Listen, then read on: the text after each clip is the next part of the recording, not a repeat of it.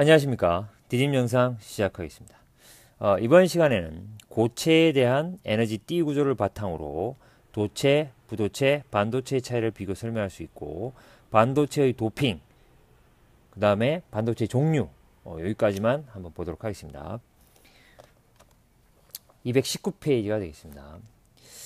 일반적으로 고체는 전기적인 성질에 따라서 전기를 통하냐 안 통하냐에 따라서 도체, 부도체, 반도체 등으로 나눕니다. 도체는 전기를 잘 전달하는 물질로 전기 저항이 작아요.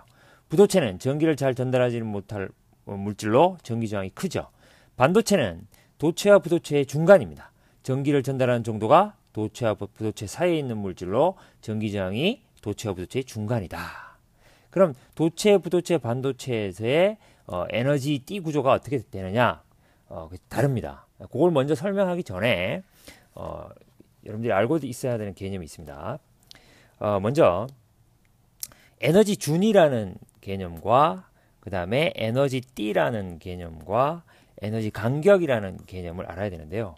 에너지 준위는 뭐냐면 고체 물질을 구성하는 원자가 있겠죠. 예를 들면 쇠라고 있다고 칩시다. 쇠는 철 원자로 되어 있지 않습니까? 철은 원자는 주변에 이제 전자가 돌고 있죠. 그래서 이 전자는 아무 에너지나 가질 수 없고 특정한 값의 에너지만 가질 수 있어요. 이러한 특정한 에너지 값을 에너지 준이라고 해요. 그래서 어떤 원자가 가지고 있는 특정한 에너지 값, 그걸 뭐라고 한다고요? 어떤 원자가 갖고 있는 특정한 에너지 값, 에너지 준이라고 하죠. 에너지 준위 값은 그 원자의 전자가 가지는 것입니다. 그런데 원자들이 서로 가깝게 위치해 가지고 이렇게 상호작용을 해요. 그럼 이 상호작용을 하면 에너지 준위가 변하게 돼요. 이 변하게 돼서 뭘 만드냐면 이 띠를 만듭니다. 에너지 띠를. 그러니까 전자가 갖고 있는 에너지 값, 특정한 값의 에너지 준위가 다른 원자들하고 이렇게 상호작용을 하면서 에너지 준위 값이 변한다. 그걸 뭐라고 한다? 에너지 띠라고 하죠. 예. 그리고 이 띠와 띠 사이에 이런 에너지 간격이 있는데 이거는 전자가 가질 수 없는 에너지를 얘기합니다. 전자가 가질 수 없는 에너지를 에너지 간격이라고 해요. 예. 그리고 에너지 띠에는 두 가지가 있습니다. 다음 페이지에 나오는데요. 가전자띠와 전도띠가 있습니다. 가전자띠는 다음 페이지 그림 보겠습니다. 자, 가전자띠는 전자로 채워져 있어요.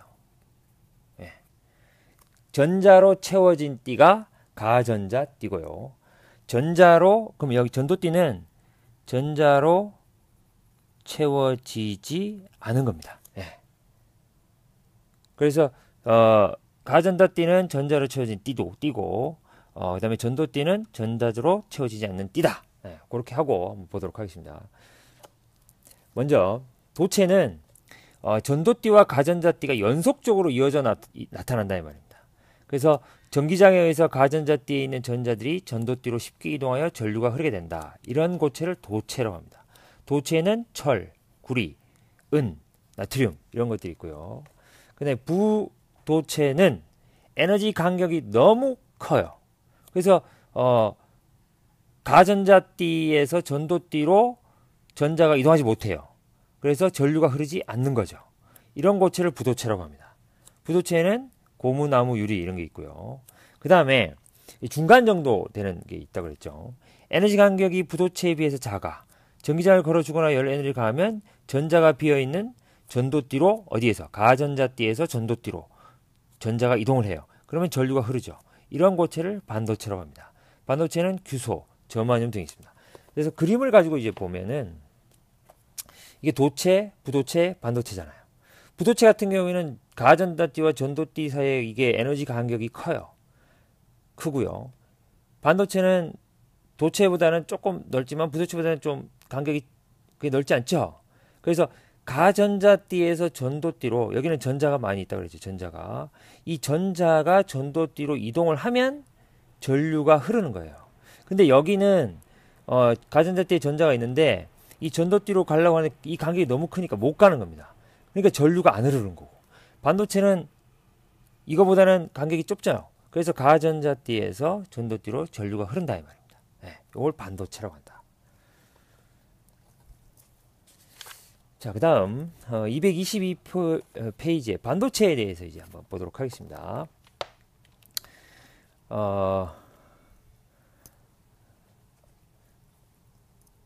반도체는 N형 반도체와 P형 반도체가 나와 있는데요. 이 규소가 이제 반도체 주성분이지 않습니까? 이 규소와 같은 반도체에 불순물을 섞어서 에너지 간격을 줄일 수 있다면 더 많은 전류를 흘릴 수 있다. 그래서 반도체에 약간의 불순물을 첨가해 성질을 바꾸는 것을 도핑이라고 합니다. 도핑. 이 도핑한 반도체를 뭐라고 한다? 불순물 섞었으니까 불순물 반도체라고 합니다. 불순물 반도체는 두 가지가 있죠. N형과 P형이 있는데 N형 반도체는 어떻게 한 거냐면 이 규소에다가 인을 집어넣어요. 여기 하나 보겠습니다. 그림 보겠습니다. 이게 이제 규소입니다. SI 규소죠. 규소가 규소 이렇게 되는데 요 전자 두 개를 공유. 얘도 이 전자를 공유를 하고 얘도 이 전자를 공유하는 거죠. 같이 가지는 거죠. 공유 결합이 되어 있어요. 여기다가 인을 집어넣어줘요. 인을 집어넣어주게 되면 인이 들어갔어요. 그러면 공유 결합을 하지 않는 과잉 전자가 하나 만들어집니다. 이 과잉 전자가. 예. 그 다음에 이 규소에다가 이번에 알루미늄을 집어넣어줘요. 알루미늄을 집어넣어주면 공유 결합을 알루미늄이죠. 공유 결합을 하고 난 다음에 이 전자가 없는 빈자리가 생깁니다. 이 빈자리를 양공이라고 합니다. 그래서 이렇게 과잉 전자가 생기는 반도체를 N형 반도체, 이렇게 양공, 빈자리가 생기는 반도체를 P형 반도체라고 합니다. 자, 교과서 다시 한번 보겠습니다.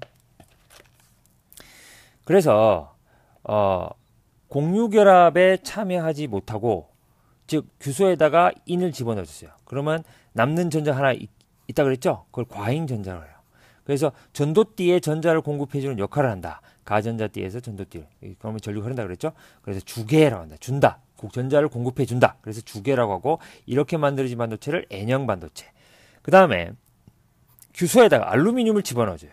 그러면 공유결합에 참여하지 못하는 빈자리가 생기죠. 이걸 양공이라고 합니다. 공유결합에 참여하지 못하는 빈자리, 양공. 이 양공은 이웃한 가전자띠의 전자를 받아들이는 성질이 있어요.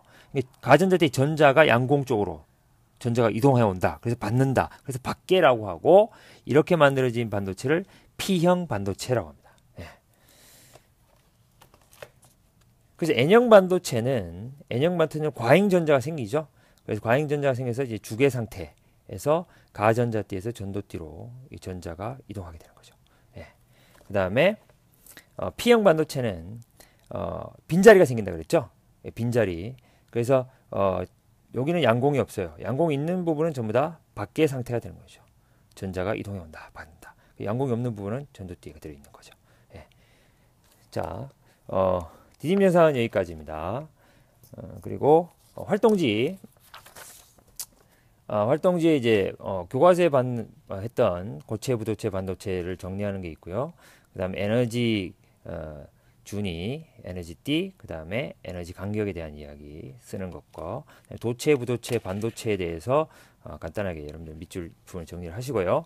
그 다음에 그림 41에 아까 선생님 그림 가지고 설명했지 않습니까? 그 그림으로 한번 여러분들 표현해 보시고, 그 다음에 N형 반도체, P형 반도체에 대한 내용이 되겠습니다. 이상입니다. 수고하셨습니다.